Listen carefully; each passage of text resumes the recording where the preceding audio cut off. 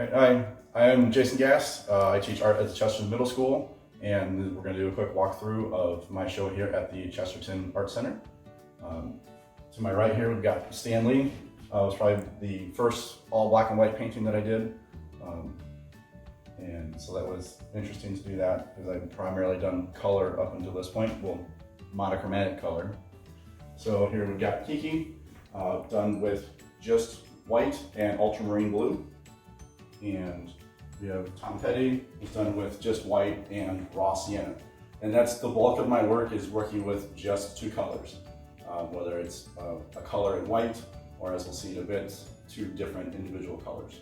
Here we have a close-up of Kurt Cobain, who was a big influence in my music life from high school. Again, obviously it's a memorial, he's been gone for quite a while. I picked this image just because of, it's so up close and the eyes really grab you. You notice it from across the room, so I'm sure if you stop by the art center, you'll see it because it's staring at you from across the room. This was with phthalo blue and white. We come over here, we have a young Johnny Cash with Payne's gray and white. And with him, I wanted to catch a couple different versions of Johnny. So this is a younger version of Johnny, one that we kind of recognize, and kind of more the outlaw version of him. Here we have the actress Alexandra Daddario, again with the phthalo blue and the white. Very striking. You will definitely see it from across the room. The eye just grabs you. She has very large blue eyes, so I thought that was very appropriate for this. And here we have Chris Cornell with bright red and a blue. And this was actually a companion piece to a Chester Bennington that I had. So Chester was in green and yellow. So I did him in the complementary colors to that. So they were kind of side by side. And then over here, we have the Chloes. We have reverse Chloe and we have Chloe. So it's a mirror image of the same image with cadmium orange and white for the face, and then magenta and white for the glasses on this one. And then I flip the image and flip the colors. So it is an inverse negative. And so that this is the real picture, and then this is the reverse. We have aviators. A lot of the pieces that I do focuses a lot on the eyes, because if you get the eyes correct, that pulls you into the image. So I wanted to do something that didn't have eyes and just kind of focused on the look and the color.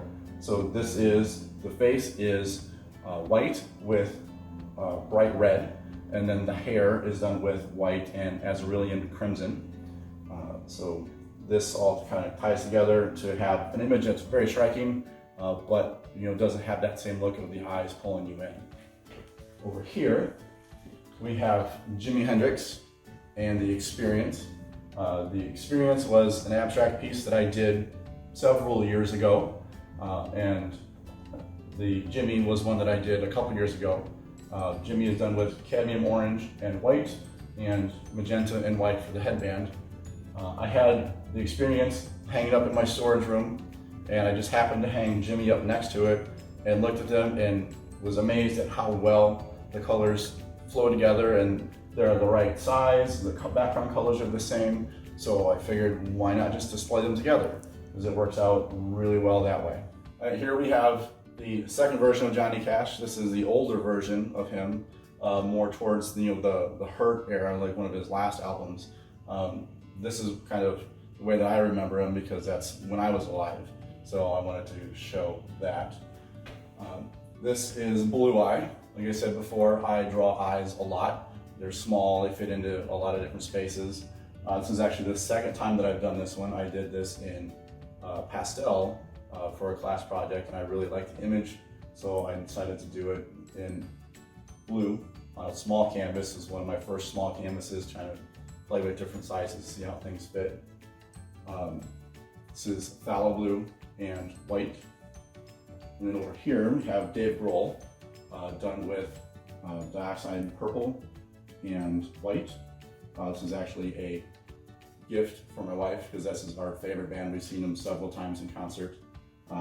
He's not for sale. I have prints of him for sale, and prints of most every other work in the show. And if you're interested, contact the Art Center, or you can contact me, Mr. Gast Art, on the Facebook, on the Instagram, and YouTube. There's time-lapse videos of all of these paintings on the YouTube page that this video will actually be on. And then over here, we have the first realism. This was a memorial of my own dog for my wife again, and she wanted it more realistic than the monochromatic style. So I just went in and did it this way, and I've actually had a lot of luck with these. It turned out really well, really captures the playfulness of Layla.